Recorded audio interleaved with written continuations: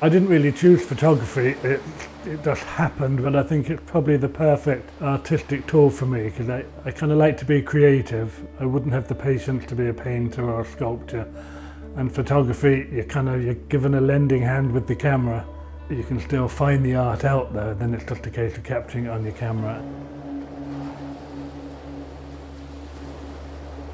I got a Pentax K1000 for my 18th birthday, and that kind of got me on the serious track, if you want, with a good camera. So then I was kind of up and running then. But as soon as I could manage to build a darkroom, I did, and pretty soon everything turned to black and white.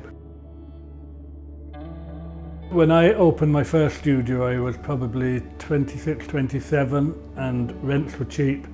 And I worked in a restaurant 3 nights a week, and that paid for the rent of the first gallery. And it was actually just a darkroom I rented to begin with, in the middle of town.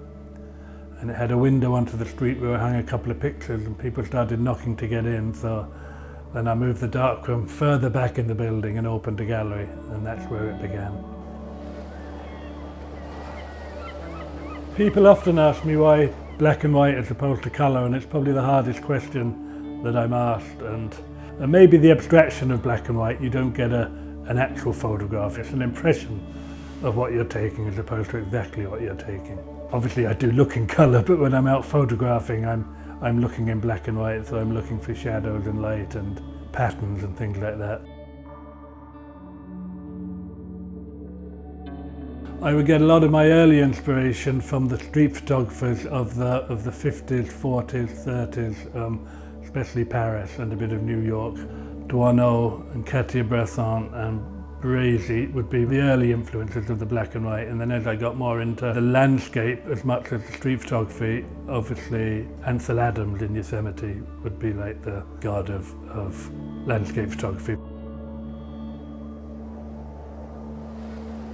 Where I live, Kinsale and all of West Cork, and then on to Kerry and Clare and Galway, the whole West Coast, I couldn't have been in a better place to photograph landscape. West Cork particularly, you can just wander around West Cork and find roads you've never been on. And I just travel literally with the car with no thoughts before going of what I'm going to photograph or where I'm going to go. I just like to keep it very kind of open and see what I can find. And because the best places are down the Boreens and the places you wouldn't find on a tourist map. So yeah, that's the way I do it.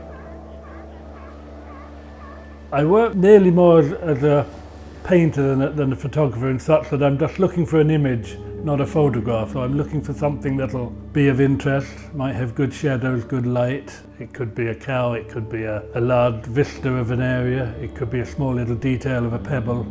Anything that I think could make a good image, but without any preconceived ideas of what I'm going to look for. But always with just the one camera, one lens, and nothing to tie me down, you know.